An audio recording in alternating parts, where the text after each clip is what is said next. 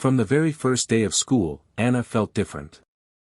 While other girls showed off their slim dresses and light steps, Anna's reflection in the mirror always carried the weight of insecurity. She wasn't sick, she wasn't lazy, she was simply built differently. But to her classmates, that was enough to make her a target. "Hey, wide load," someone shouted across the classroom one morning. The boys laughed, the girls whispered, and Anna sank a little deeper into her chair. It wasn't the first time. It wouldn't be the last. At recess, when she walked down the hallway, she could feel eyes following her, measuring her body, mocking her with silent stares. At home, Anna would pretend nothing was wrong. She smiled at her mother, helped with chores, and finished her homework quietly. But at night, when the lights went out, the tears came. She buried her face in the pillow so no one would hear.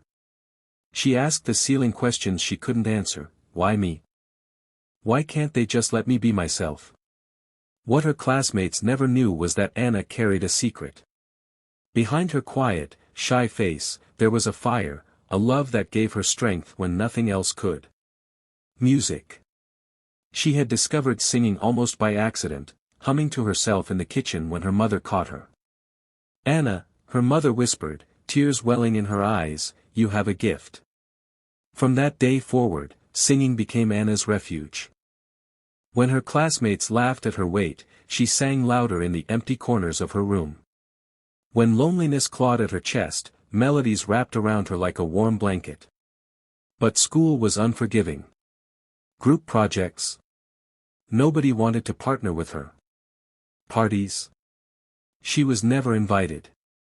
Even in gym class, when teams were picked, Anna was always the last one standing, staring at the floor, waiting for someone to reluctantly call her name.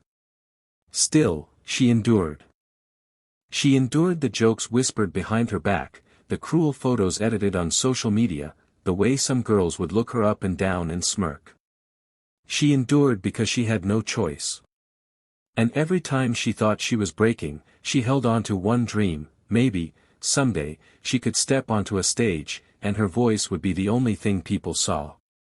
But for now, Anna lived two lives. In school, she was the fat girl, invisible in every way that mattered. At home, she was the girl who sang into a hairbrush microphone, who dreamed of lights, applause, and freedom. The world might have judged her for her body, but inside her was something untouchable. Something powerful. And though no one could see it yet, Anna was waiting. Waiting for her moment. Anna's life at school continued to be a cycle of whispers and laughter behind her back, but outside those walls, a different world was beginning to bloom. Her mother, though struggling with money, found a way to enroll her in a small community music class. It wasn't fancy. The piano in the corner was old and out of tune, the walls were cracked, and the chairs were mismatched. But for Anna, it felt like stepping into a palace. Her teacher, Mrs. Green, noticed something instantly. "Anna," she said after hearing her sing for the first time, "your voice is more than music. It's emotion. You make people feel." For the first time in her life, Anna heard words of admiration. Not about her looks. Not about what she lacked. But about something that was truly hers. Every week, she practiced with relentless passion. While other kids went shopping or to the movies, Anna sang until her throat ached and her chest burned. She wasn't perfect. She hit wrong notes, forgot lyrics, and doubted herself more times than she could count. But she never quit. Because when she sang, the noise of the bullies disappeared. And soon, opportunities appeared. A local cafe needed live music on Friday evenings. Nervously, Anna auditioned. She stood on the tiny stage, clutching the microphone with trembling hands. The customers barely paid attention at first. But then she began to sing. Her voice, soft at first, grew with strength, filling the cafe like sunlight breaking through clouds. By the end of her first song, the room was silent, every eye fixed on her. She got the job. From then on, every Friday evening, Anna sang. She earned only a small payment and a free meal, but to her, it was everything. That little money didn't go to new clothes or makeup like other girls her age. Instead, she used it to buy notebooks, pencils, and even lunches for children in her neighborhood who couldn't afford them. She knew the pain of being invisible, of being treated as less, and she couldn't stand by when she saw it happening to others. But she didn't tell anyone. Not her classmates, not even her closest relatives. The girl mocked for her weight was also the girl quietly making sure hungry kids had food, quietly proving that kindness could grow in the harshest soil. Still, the contrast in her life was painful. On Friday nights, strangers clapped for her. They admired her talent, they smiled, they cheered. But on Monday mornings, when she walked into school, nothing had changed. She was still the fat girl. The same cruel words, the same laughter, the same feeling of being unwanted. And yet, week after week, she carried both worlds inside her. The world of cruelty, where she was invisible. And the world of music, where she was powerful. One day, after class, Mrs. Green pulled her aside. "Anna," she said softly, "one day they will see. Not your weight. Not the things they think define you. They will see you. But until then, keep singing. Because your voice is going to take you places none of them could ever imagine." Those words burned into Anna's heart like a promise. She didn't know how, she didn't know when, but she believed. She believed that her voice could be her future. And slowly, without realizing it, she began to build the foundation of a life much greater than the cruel world of her school hallways. The end of senior year was approaching, and with it, the long-awaited event that every student dreamed about, prom night. For most girls, it was about glittering dresses, professional makeup, and arriving in style. For Anna, it was different. She had never once imagined herself belonging to that magical evening. She thought she would skip it, just like she had skipped so many parties and dances before. But Mrs. Green, her music teacher, saw the doubt in her eyes and said firmly, "Anna, you must go. This is not about them. It's about you. Let the world see the woman you are becoming." Those words stayed with her. And for the first time, Anna considered it. She didn't want to go as the girl who was always mocked. She wanted to go as the person she knew she had become, strong, graceful, and full of hidden beauty. Her mother, who had always done her best with what little they had, decided that this time her daughter deserved something extraordinary. For weeks, she worked late into the night, stitching fabric by hand, shaping it carefully into a dress unlike anything Anna had ever worn. It wasn't from a store. It wasn't designer. But it was made with love, every stitch carrying her mother's pride and hope. When Anna first tried it on, she barely recognized herself in the mirror. The dress hugged her curves in all the right places, flowing into a graceful cascade of shimmering fabric. Her hair, styled simply but elegantly, framed her face, and with a touch of makeup, her eyes seemed to glow. For once, Anna wasn't hiding. She wasn't shrinking. She was shining. The night of the prom arrived. When she entered the hall, a hush fell over the room. Conversation stopped. Eyes widened. The same students who had whispered cruel words for years now stared in disbelief. Was this really Anna? Some didn't even recognize her at first. Others whispered, but this time not with cruelty, with awe.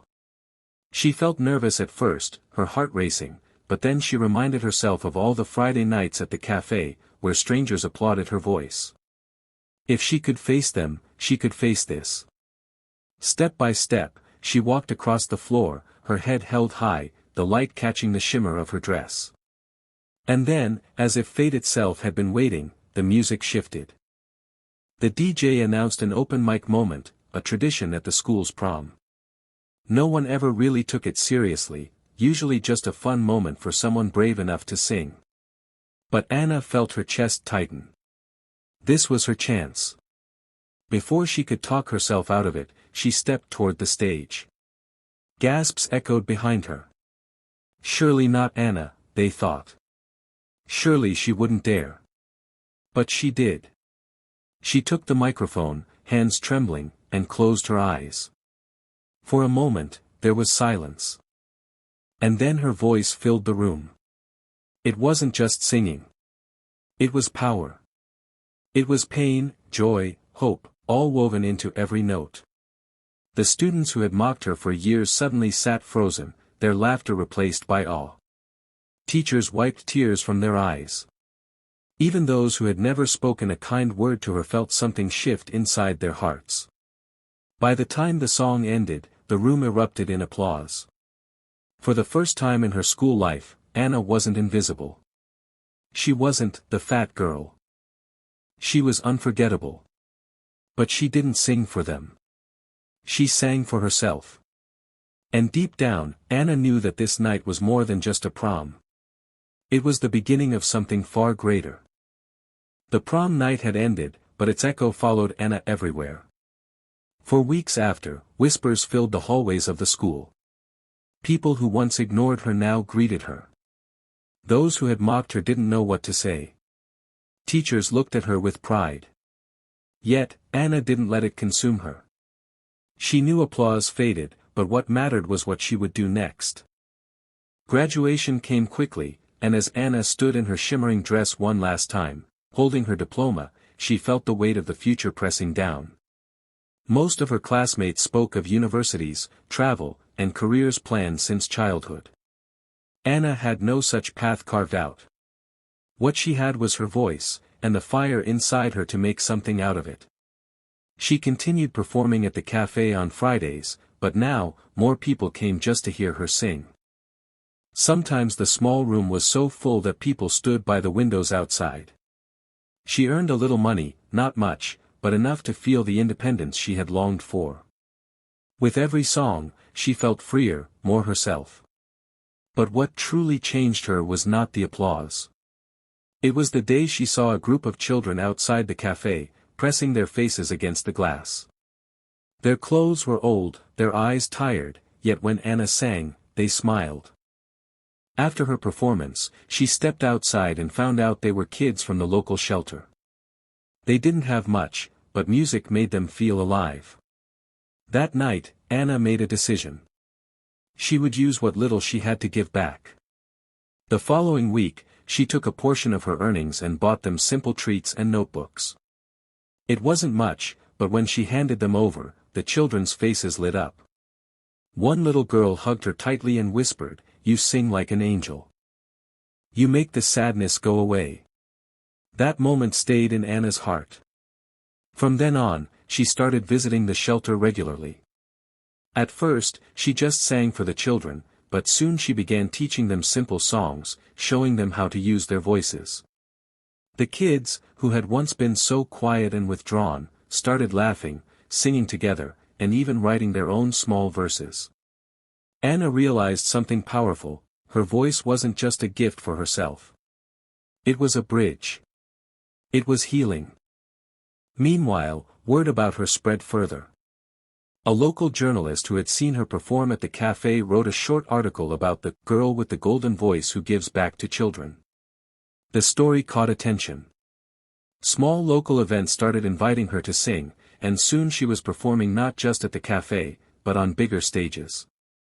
Still, Anna remained grounded. She remembered the girl she used to be, the one who sat in the back of the classroom, praying no one would notice her. She remembered the cruelty, the isolation, the nights she cried into her pillow. And she promised herself she would never let fame, no matter how small or big, erase that memory. Because it was that pain that gave her strength. Her mother, seeing all this, could hardly believe the transformation. Once, she had sewn dresses for Anna out of scraps, hiding her worry about the future. Now, she watched her daughter stepping into the world with courage, touching lives in ways she never thought possible. But with success came new challenges. Some of her old classmates, the very ones who had mocked her, tried to come close again. They smiled, pretended they had always supported her, even asked to take photos with her. Anna smiled politely but kept her distance. She had learned the hard way that not every smile was sincere. What mattered to her was real kindness, like the children in the shelter, who didn't care about her weight, her past, or her struggles. To them, she was simply Anna, the one who made them laugh and sing. And slowly, without even realizing it, Anna was building something far greater than she had ever imagined. Her voice was no longer just hers. It belonged to everyone who needed hope. Anna never imagined how quickly her world could change. What began as small performances in a cafe had now opened doors she once thought belonged to someone else's dream. Invitations arrived for her to sing at local festivals, charity events, even weddings. At first, the idea of standing before hundreds of strangers terrified her. But each time she took the microphone, her nerves faded the moment she opened her mouth. Her voice carried strength she never knew she had. One evening, she was invited to perform at a local charity gala. The hall was grand, glittering chandeliers, polished marble floors, people in elegant suits and dresses. Anna almost turned back at the door. She felt out of place in her simple gown, a dress her mother had lovingly sewn. But then she remembered the children at the shelter, the ones who called her singing magic. She lifted her chin and walked inside. When her name was called, Anna stepped onto the stage. The lights were bright, almost blinding. The audience quieted, waiting. She closed her eyes, took a deep breath, and began to sing. The song was one of her own, a piece she had written about loneliness, about finding hope in unexpected places. Her voice rose, filling every corner of the hall, raw and powerful. People who had come for polite entertainment now leaned forward, captivated. Some even had tears in their eyes. When the final note faded, the silence lasted a second longer than usual, and then the applause erupted like thunder. That night changed everything. A music producer approached her after the performance, praising her talent. He offered her the chance to record her songs professionally. Anna was stunned. She had dreamed of moments like this but never believed they could happen to someone like her. But even as opportunities grew, Anna stayed grounded. She continued visiting the children at the shelter every week. "You're going to be famous," one of the boys told her proudly, "but don't forget us." Anna knelt beside him and smiled softly. "I'll never forget you. You're the reason I sing." The producer arranged small concerts, and Anna's name began to spread. People who once whispered cruel things behind her back now posted her songs online, praising her voice. Former classmates sent her messages, pretending they had always admired her. Anna responded kindly, but inside, she knew the truth: they admired her now because of success, not because of who she was. Still, she didn't let bitterness grow in her heart. Instead, she poured her emotions into her music. Every song carried pieces of her story, the bullying, the loneliness, the hidden battles, and the strength she discovered through it all. Her mother watched with awe. "I always knew you had something special," she whispered one evening after Anna returned from another performance. Tears filled her eyes as she added, "I just didn't know the world would finally see it too." But Anna herself didn't crave fame or wealth. What she wanted was connection. Every time she stood on stage, she remembered the nights she cried alone, believing she wasn't enough. Now, she sang for everyone who had ever felt the same way, for every person told they weren't beautiful, weren't worthy, weren't capable of shining. And perhaps that's why people connected to her so deeply. She wasn't singing to impress. She was singing to heal, both herself and others. Still, not everything was easy. Success brought criticism, too. Strangers online left harsh comments about her appearance. "Beautiful voice," one wrote, "but imagine how far she'd go if she lost weight." Those words cut deep, reopening old wounds. For a moment, Anna doubted herself again. But then she remembered the children, the applause at the gala, the way people's faces changed when they heard her sing. She realized something powerful: her worth had never been tied to her body. It had always been tied to her heart. And with that, she pressed forward. Anna's journey was far from over. She had walked through darkness, found her voice, and now stood on the edge of something greater than she had ever imagined. But deep inside, she knew one truth would always guide her: it wasn't fame, or applause, or success that defined her. It was kindness. It was courage. And it was the choice to never, ever let the world silence her voice again. Months passed, and Anna's life began to resemble something she once thought belonged only in fairy tales. She was invited to perform in larger venues, her songs played on the radio, and her face appeared on posters around the city. Yet, every time she looked at those posters, she remembered the girl who once cried alone in her room, hiding from classmates' cruel words. That girl was still part of her, and she carried her everywhere. One evening, Anna received an invitation to perform at her old high school's graduation ceremony. At first, she froze, the letter trembling in her hands. That school was the place of her deepest pain, the halls where she had been mocked, laughed at, and pushed aside. Did she really want to go back? Her mother placed a gentle hand on her shoulder.